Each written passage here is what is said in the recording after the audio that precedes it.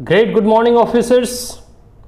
I, Sumit Kumar Singh, welcome all of you in Dream IS free online coaching center. As we know that, ऐसा हम लोग जानते हैं कि civil services जो एग्जामिनेशन है, जो सिविल सर्विसेज की परीक्षा है, वो UPSC union public service commission के द्वारा कई एक पोस्ट और कई एक सर्विस के लिए लिया जाता है। तो आज जो चर्चा का विषय है और जिस मुद्दे पर आज परिचर्चा करने जा रहे हैं उसका टाइटल है कि post and services in UPSC, अर्थात कि यूपीएससी में कौन कौन से पोस्ट हैं, कौन कौन से सर्विसेज हैं जो कि सिलेक्शन होने के बाद जो वो अपॉइंट किया जाता है जिनका सिलेक्शन होता है। तो आइए सर्वप्रथम देखते हैं कि जो सबका मनपसंद और सबका लक्ष्य यही होता है इस सर्विस को पाने के लिए, और सर्वप्रथम और सबसे उच्च पोस्ट कह सकते हैं इसे। हालांकि इसमें सारे पोस्ट अपने आप में एक उच्च स्तरीय है, ऑफिसर्स लेवल का है, लेकिन ये पोस्ट जो है ये सबकी आकांक्षा होती है, सबका इच्छा यही होता है कि मैं इस पोस्ट पे पहुंचूं और एक दिन डीएम बनूं। तो वो पोस्ट है आईएएस का, इंडियन एडमिनिस्ट्रेटिव सर्विस का। तो सबसे पहला पोस्ट और सबसे उच्च स्तरीय मतलब उच्च वरीयता का मतलब सब लोग का पहला जो चॉइस होता है, फर्स्ट चॉइस, वो आईएएस का होता है, फर्स्ट प्रेफरेंस होता है। कुछ लोगों का होता है आईएफएस और आईपीएस होता है, तो लेकिन पहला पोस्ट आईएएस ही होता है और सबकी आकांक्षा होती है कि वो एक दिन किसी डिस्ट्रिक्ट के डीएम बने। तो डीएम बनने की जो महत्वाकांक्षा है, चाहे डीएम को लेकर इतना जो करेज है, वो इसलिए है कि उसमें जो पर्क्स और सैलरी वगैरह तो लगभग आईपीएस और आईएफएस में भी मिलता है, लेकिन उसकी जो पहचान होती है, उनकी जो पावर एंड प्रेस्टीज होती है, वो अन्य सारी सर्विसों की अपेक्षाकृत अत्यधिक होती है। वो लाइमलाइट में ज़्यादा रहते हैं, उनकी एक गरिमा होती है, उस पद का एक सम्मान होता है और वो बहुत ही मतलब कह सकते हैं कि महत्व और विशिष्ट पद माना जाता है। तो ऐसा कहा जाता है कि जो अंग्रेज के ज़माने से ही मतलब इंपीरियल सर्विस हुआ करता था, उस ज़माने में तो कहा जाता है कि जिधर से डीएम की गाड़ियाँ निकलती थी वहाँ की हवाएं थम जाती थी। हालांकि अब उसमें बहुत परिवर्तन हो चुका है, क्योंकि भारत एक लोकतांत्रिक देश है, अब उनसे मिलना जुलना बहुत ही आसान हो गया। पहले तो मिलने के लिए बहुत ही प्रक्रिया करना पड़ता था और मिलना, एक डीएम से मिलना मानो अहोभाग्य है। लेकिन अब तो खैर सिटीजन सेंट्रिक और ई गवर्नेंस या फिर जो भी कहो कि जो है कि अब बदलते लिबरलाइजेशन के दौर में उतना कठिन नहीं रह गया, लेकिन फिर भी हाथी मरे तो भी 1.25 लाख का। तो कहने का मतलब है कि आईएएस का जो करेज है, आईएएस की जो प्रेस्टीज है, जो पावर है, जो पर्क्स है, वो अन्य सर्विसेज की अपेक्षाकृत अत्यधिक है और अत्यधिक श्रेष्ठ भी है। इसलिए जो पहला जो सर्विस है वो इंडियन एडमिनिस्ट्रेटिव सर्विस है, आईएएस।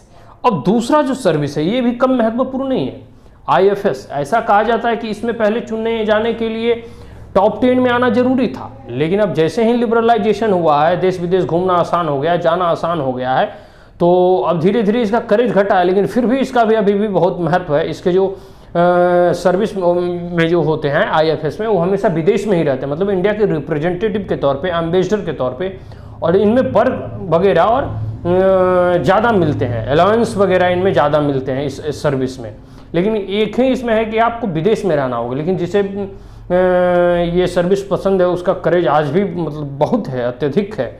और आईएफएस का तो कहना ही क्या है, एक इंडियन के रिप्रेजेंटेटिव होते हैं, एम्बेसडर होते हैं, इनका एक अलग ही रुतबा होता है। और तीसरा सर्विस भी कम महत्वपूर्ण नहीं है दोस्तों, तीसरा सर्विस है इंडियन पुलिस सर्विस।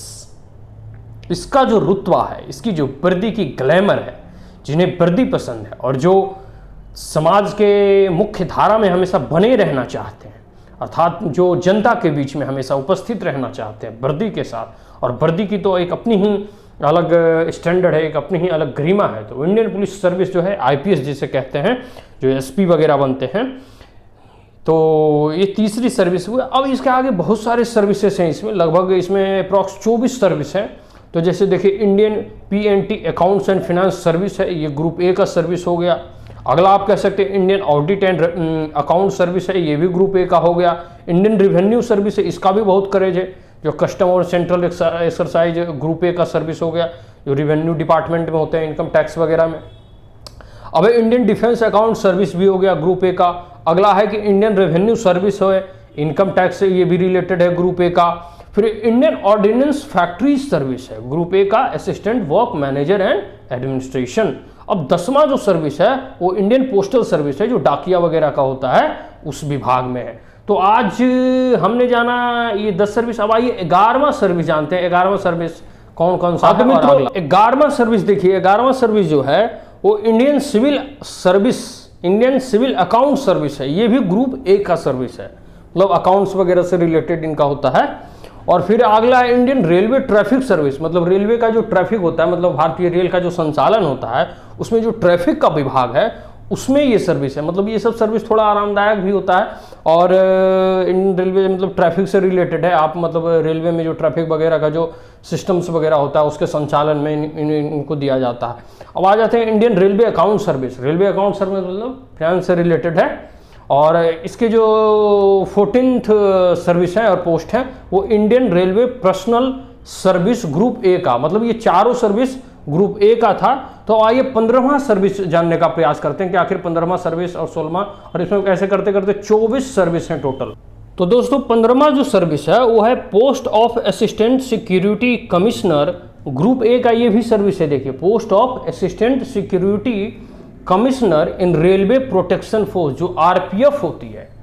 आरपीएफ में जो सिक्योरिटी से रिलेटेड है, मतलब सुरक्षा से जो रिलेटेड है, उसका कमिश्नर का सर्विस है। ये भी ग्रुप ए का सर्विस है। मतलब रेलवे में इधर 3-4 पोस्ट हो गए डायरेक्ट। तो post of assistant security commissioner group A in railway protection force, मतलब आरपीएफ में ये जाएंगे, उसमें ऑफिसर्स लेवल की है सर्विस असिस्टेंट का। अब आ जाइए कि है जो ये इसका 16वां सर्विस है वो इंडियन डिफेंस स्टेट सर्विस, ये भी ग्रुप ए की सर्विस है। 17वां में देखिएगा तो इंडियन इंफॉर्मेशन सर्विस है, जूनियर ग्रेड ग्रुप ए का। 17वां जो सर्विस है वो तो ग्रुप ए का भी होता है। अब 18वां जो है 18th नंबर पे वो है Indian trade service group A, grade 3 का ये सर्विस है, ग्रेड 3 का Indian trade service group A grade 3। Now the 19 post is Indian corporate law service group A. Indian जो कॉर्पोरेट लॉ है उसमें ग्रुप ए का सर्विस है। अब इसमें थोड़ा जो है ग्रुप बी का भी सर्विस है। तो 20वां जो सर्विस है arm forces headquarter civil service, तो ग्रुप बी का सर्विस है, सेक्शन ऑफिसर्स ग्रेड का, हालांकि ये भी है लेकिन ये ग्रुप बी का सर्विस है।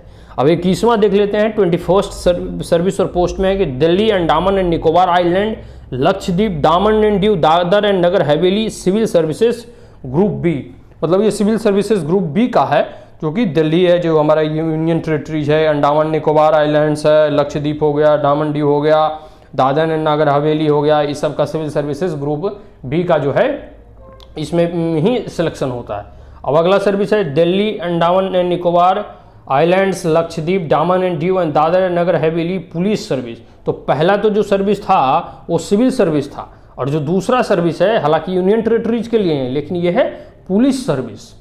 अब आ जाइए अगला देखते हैं। यूनियन टेरिटरीज वगैरह जो है ये सेंटर के अंडर में आती है, इसलिए इसे सेंटर ही रिक्रूट कर रहे हैं। अब आ जाइए अगला जो सर्विस है, जो 23वां सर्विस है 23rd, वो है Puducherry civil service group B, मतलब पुडुचेरी के लिए है वो, उनका सिविल सर्विसेज है ग्रुप बी के लिए। और जो लास्ट है वो है पुडु सर्विस पुलिस सर्विस, मतलब ये पुलिस सर्विस है। पहला जो है पुडुचेरी वाला वो एडमिनिस्ट्रेटिव सर्विस है, हालांकि वो ग्रुप बी का ही है, लेकिन दूसरा जो है वो पुडुचेरी पुलिस सर्विस है, जो पुलिस में जाए। तो इस प्रकार आपने देखा कि यूपीएससी का जो है एग्जाम तो भरते हैं, लेकिन बहुत लोगों की एक क्यूरियोसिटी होती है, जानने की आकांक्षा होती है, इच्छा होती है कि भाई इसमें कौन कौन से सर्विस हैं और पोस्ट का सिलेक्शन वगैरह कैसे करना है, कौन सा पोस्ट का प्रेफरेंस देना है। तो इसलिए मैंने इसे पहले क्लियर करना चाहा कि यूपीएससी के अंतर्गत कितने सर्विसेज आते हैं। तो इसमें कुल मिलाकर 24 सर्विस यहाँ बताया गया है जो यूपीएससी के अंतर्गत आते हैं। तो आपने को मैंने शुरू से क्रम वाइज, मतलब सीरियल वाइज बताया है 1 2 3 4 करके कि कौन से सर्विस फर्स्ट में, कौन सा सर्विस का रुतबा ज़्यादा है, कौन सा सर्विस को लोग ज़्यादा प्रीफर करते हैं, कौन सा सर्विस फर्स्ट चॉइस होता है। हालांकि डीएम बनना सब सारे ये सिविल सर्वेंट और एस्पायरेंट्स का पहला चॉइस होता है, लेकिन हालांकि सबको नहीं मिलता, लेकिन जिनको भी नहीं मिलता वो उनको भी यही इच्छा होती है कि हम सिविल सर्वेंट में जाएँ या सिविल सर्विसेज की तैयारी में सबसे पहला प्रेफरेंस आईएएस ही रहता। लोग घोषणा भी कर देते हैं कि भाई हम आईएएस की तैयारी करें। तो इस तरह आपने जाना कि कितने भी मतलब इसमें सर्विस हैं, लगभग 24 सर्विस हैं इसमें। तो कह सकते हैं कि ये बहुत ही मतलब आज का टॉपिक जो है इम्पोर्टेंट था जानने के लिए। हालांकि हम लोग तैयारी में भिड़ जाते हैं, लेकिन हमें पता ही नहीं रहता कितने पोस्ट हैं, कितने सर्विस हैं, और फिर जब हम प्रेफरेंस चुनने की बारी आते हैं तो उस वक्त मतलब भूल कर देते हैं या फिर गलत पोस्ट भी चुन लिया जाता है। लेकिन ये जो इम्पोर्टेंट चीज़ इसमें ये रहा कि कुछ जो आगे के पोस्ट हैं या फिर कुछ ग्रुप बी के पोस्ट हैं उसे मैंने क्लियर कर दिया। अब आशा करता हूँ कि ये वीडियो आपको अच्छा लगा होगा। ये इन्फॉर्मेटिव है, ये मतलब वीडियो था यूपीएससी से रिलेटेड, उसके सर्विस और पोस्ट को लेके कि आखिर हम यूपीएससी की तैयारी करने तो चाह रहे हैं, लेकिन कौन कौन से सर्विस और पोस्ट को चुने, कौन कौन से सर्विस, किन्हीं लोगों का आईपीएस पहला प्रेफरेंस होता है, किन्हीं को आईपीएस प्रेफरेंस होता है। तो सबका अपना अपना एक मतलब लक्ष्य है, अपना अपना गोल है, अपना अपना एक स्टैंडर्ड है, और अपना अपना मतलब कह सकते हैं कि पोस्ट प्रेफरेंस चुनने का है। तो देखते हैं कि आप कौन कौन से पोस्ट प्रेफरेंस के लिए पसंद करते हैं। पहला आप बताइए कमेंट में करके कि पहला आप आईपीएस बनना चाहते हैं या आईएफएस में जाना चाहते हैं, या सबका जो लक्ष्य होता है आईएएस बनना चाहते हैं। तो कमेंट करके ज़रूर बताएं। तो यह वीडियो को यहीं अब संपन्न करते हैं। आशा करता हूँ कि यह वीडियो आपको अच्छा लगा होगा।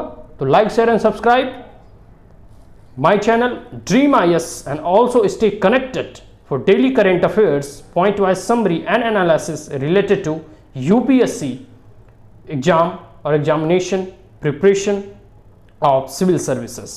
So, thank you officers once again, future IAS officers. Thank you. Have a great day.